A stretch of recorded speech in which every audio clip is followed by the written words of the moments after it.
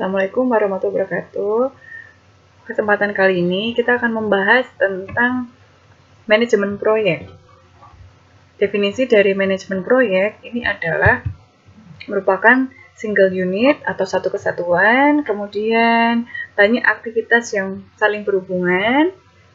Yang ketiga, ciri dari proyek adalah difficult production planning and inventory control. Produksi dan perencanaan ini memerlukan persiapan karena merupakan sesuatu yang kompleks dan memerlukan pengendalian inventory. Kemudian memerlukan peralatan atau perlengkapan umum. Kemudian high labor skill, membutuhkan SDM atau karyawan yang memiliki kemampuan khusus atau memiliki kemampuan yang tinggi. Jadi ini adalah yang disebut dengan definisi dan ciri-ciri dari proyek. Kemudian contoh dari proyek ini misalnya adalah konstruksi bangunan. Jadi proyek pembangunan gedung, kemudian yang paling simpel misalkan kita membangun rumah. Membangun rumah ini merupakan suatu proyek. Jadi proyek ini adalah sesuatu yang bersifat sementara, tapi juga penting untuk dilaksanakan dan jarang sekali kita melakukan proyek. Misalkan kita punya project untuk mempersiapkan anniversary di suatu kelompok kajian. Jadi misalkan contohnya seperti itu. Ini merupakan suatu proyek juga karena jarang kita lakukan. Kemudian, ini aktivitas atau kegiatan yang termasuk dalam manajemen proyek. Yang pertama adalah planning, yang kedua scheduling, ketiga adalah controlling.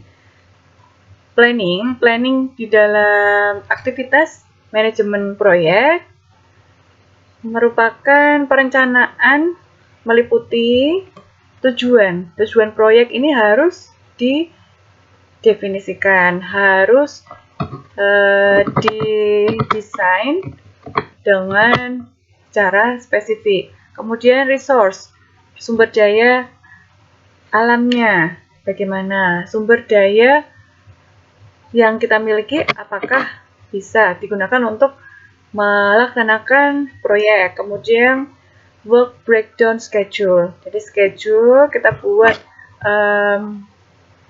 jadi jadwal pekerjaan kita bagi-bagi secara detail bagaimana karyawan kita pelaksanaannya tentang proyek, karena untuk melaksanakan proyek tidak bisa kita langsung terlaksana tanpa ada persiapan, kecuali kita sudah membagi. Jadi breakdown ini membagi-bagi jadwal sesuai dengan aktivitas proyek. Kemudian organisasi, kita juga harus merencanakan bagaimana mengorganisasikannya. Kemudian yang kedua adalah scheduling. Scheduling penjadwalan aktivitas proyek. Jadi untuk minggu pertama, misalkan pembangunan rumah, yang dilakukan apa? Membangun pondasi. Minggu kedua misalnya adalah memasang atap, ya, membangun atap. Kemudian misalkan minggu ketiga adalah untuk memasang kusen pintu, kusen jendela, lantai. Contohnya seperti itu. Kemudian start and end time adalah kapan mulai dan kapan waktu proyek ini berakhir. Jadi kita sesuaikan kapan proyek ini bisa maksimal dilakukan. Waktunya adalah waktu yang sudah direncanakan dan batas maksimal perencanaan selesai atau maksimal penyelesaian ini kapan. Kemudian network atau jaringan. Dan ketiga adalah controlling. Controlling ini terdiri dari kita memonitor, ya, memonitor bagaimana pelaksanaannya sudah sesuai dengan planning atau belum. Kemudian kita membandingkan, compare, Dan kita revisi jika ada kesalahan atau dievaluasi ternyata ada atau perlu aktivitas yang mengalami perubahan, kita revisi, kemudian kita berikan solusi, action pelaksanaannya. Kemudian proyek ini akan berjalan dengan baik atau berhasil jika proyek telah didefinisikan secara spesifik, tujuannya apa, dan deadline-nya kapan waktunya.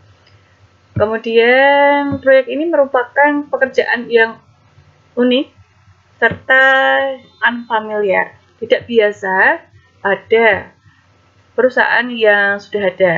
Kemudian the work contains complex interrelated tasks requiring specialist skill.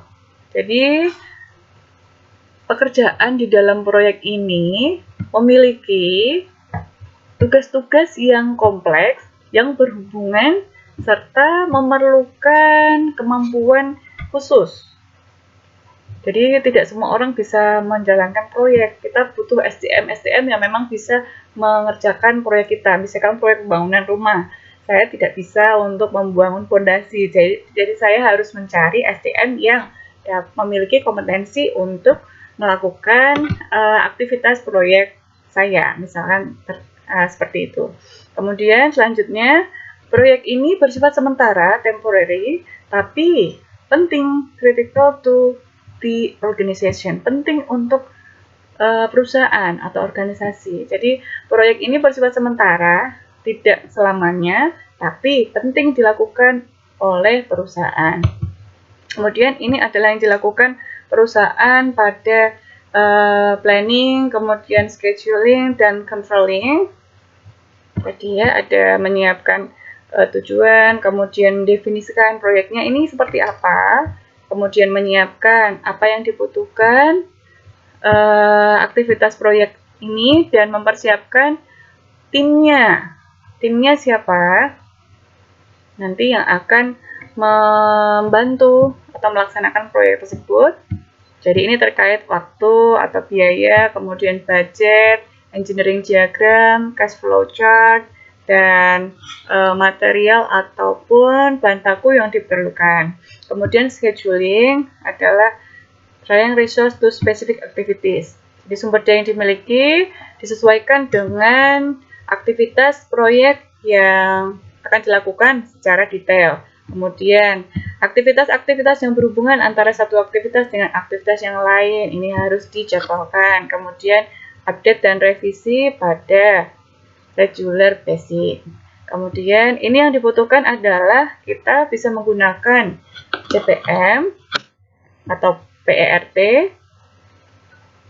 PERT, Gantt chart, milestone, kemudian cash flow schedule. Kemudian tahap yang ketiga adalah fase project controlling. Yang pertama adalah monitoring. Monitoring yang dilakukan adalah terkait sumber daya, biayanya, kualitas, apakah sudah sesuai dengan budgetnya. Nah, ini adalah yang dikendalikan atau yang kita kontrol.